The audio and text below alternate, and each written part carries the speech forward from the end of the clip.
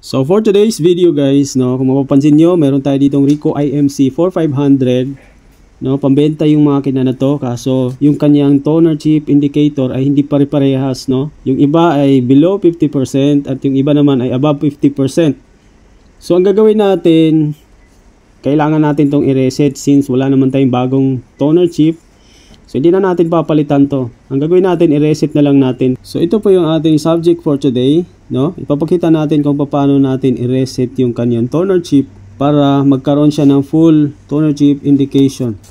So disclaimer lang guys, kung technician ka at alam mo na ang proseso na to, so ang video na to hindi para sa iyo, kundi para lamang sa mga hindi pa nakakaalam.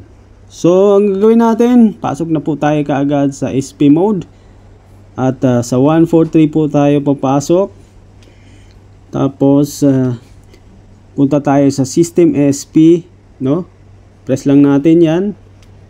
Tapos mag-SP direct na po tayo, no? 3894. Yan. Tapos makikita natin, no? Okay lang natin. Tapos makikita natin yung engine counter clear.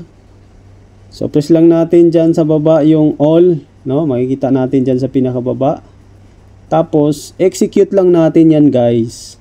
Yan, hintayin lang natin mag-complete. Tapos exit na po tayo.